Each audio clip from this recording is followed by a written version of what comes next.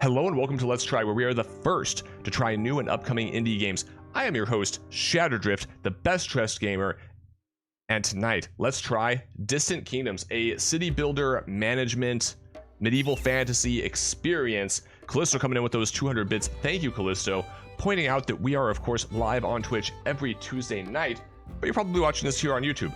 So let's jump right into the game. The first thing to note is that the settings don't work.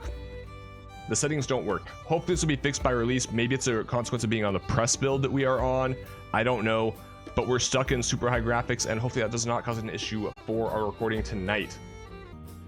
So the tutorial is going to set us off as humans who are sociable and happy, and as a result they love a good party. I love going dancing personally. And it doesn't stop them from working hard. As I always like to say, work hard, play harder. Game enjoyer throwing an ectoplasmic orange cupcake at Cyprus. Welcome to the Distant Kingdoms, the land of Interon. The survivors of the Talum Cataclysm fervently await your guidance. Help them survive and thrive in their new home. Beware that this land is not uninhabited. Discover the weird and wonderful creatures that stalk the plains, the mountains, and the secrets that have lain dormant, untouched, until your arrival. Saving will be disabled during the tutorial, but will be enabled when you are finished. You can move around with WASD. Drag the mouse to the edges of the screen if you have edge scrolling enabled.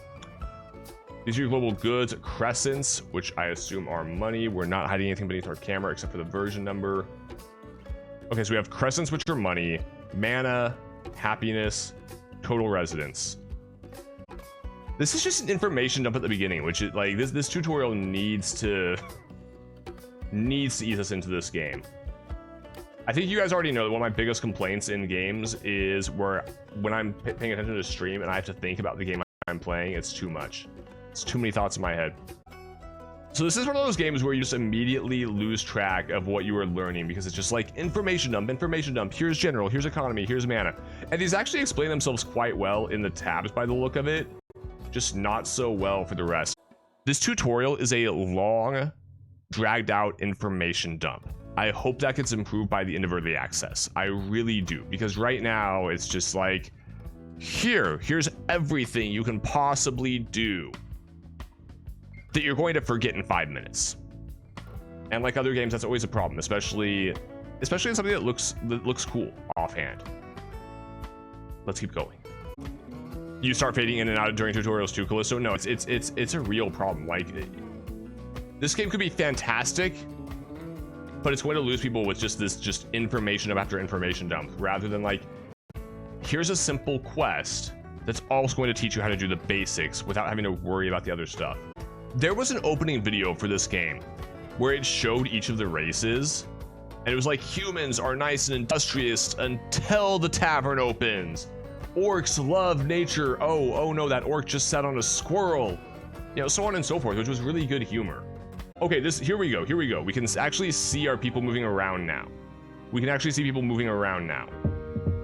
have our houses. We're waiting for the houses to build still, but we can actually see people moving along, which is really cool. And so the screenshots of this game and the trailer video all show like a sprawling city, which is what I'm personally excited about. But we need to produce stuff to keep them satisfied. Start producing goods via the tech tree. Okay, here we go. So we have our start. We have resource working, which unlocks a bunch more stuff, and there's a good sized tech tree riding up. Okay. Gardener's hut, lumberyard, water well. How much am I covering up? I'm covering up the wood, water, and berries underneath my face. Wait, I can name the thing?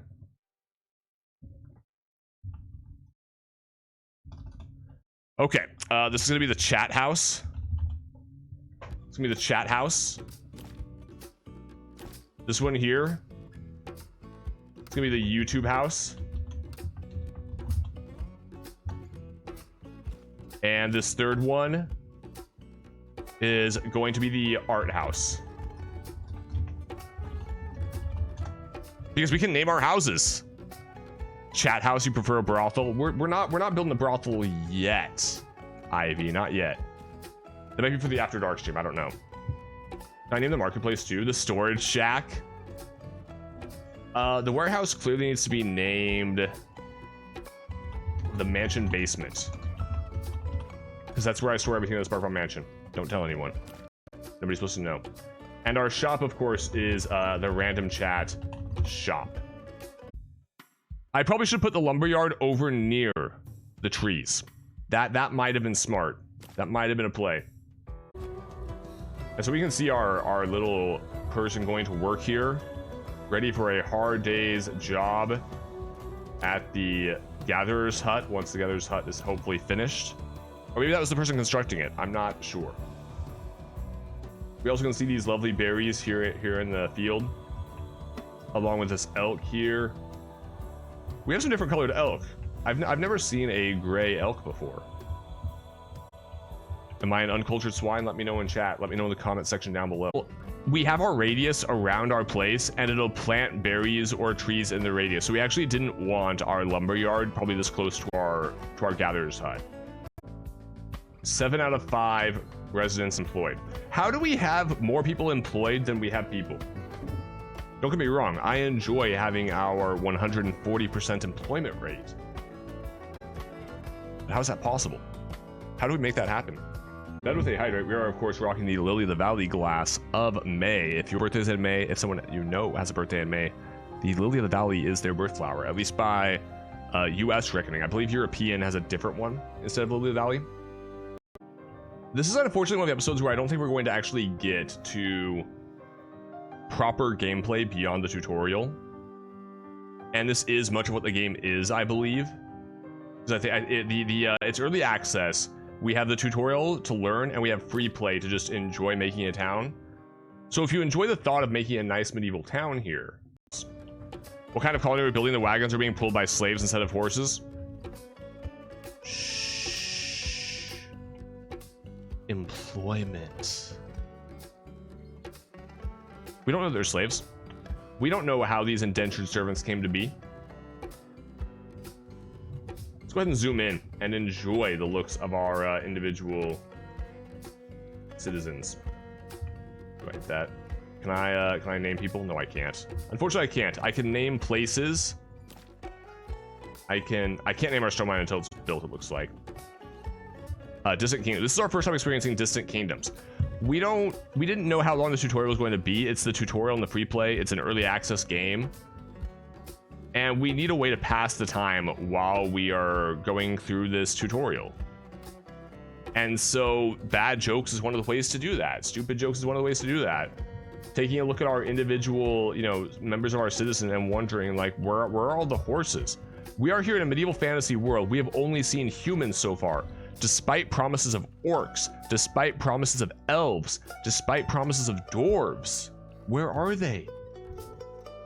Actually, I think what it is, I think you choose your race in the selector, and so your colony, your civilization, your town, your kingdom is one specific race. I think the important thing about this game is that you can see what your sprawling metropolis starts to look like. Well, I say metropolis, it's a nice little village right now. But you get to see all these nice details. You get to hear this entertaining music. You get to get a glimpse of how big the map is and isn't, and wonder what this castle is over here. Along with whatever else, we see that there's just like miles and miles of natural forest. But we know that we can plant new trees through our lumberyard. Gosh, I can't pronounce lumberyard to save my life tonight. We see that we need the quarries for the stone mine, so on and so forth. It's all about, like, if you want to build a nice little peaceful town, build it the way you want, enjoy that kind of management thing. That's what this game is right now.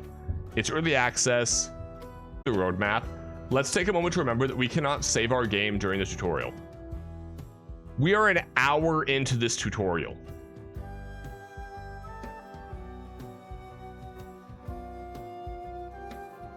That's a problem. That's a problem.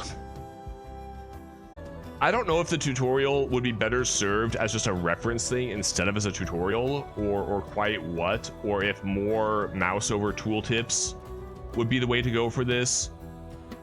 I've been spending more time talking than actually playing, but I've been sitting here for about an hour now in this tutorial. I can't save it. And so that doesn't exactly make this pick up and play friendly necessarily in my mind, because that's still a half hour for any of you at home, with your own time on this. I can't even pause the game.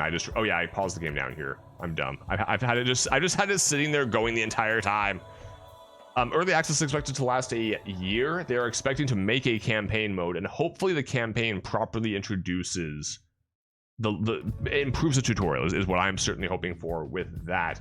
If you are interested in Distant Kingdoms, it is getting released tomorrow, May 5th. And it's a cool little city builder right now as it stands in early access. Until next time, I am Shattered Drift. I look forward to seeing you again. Have a great day.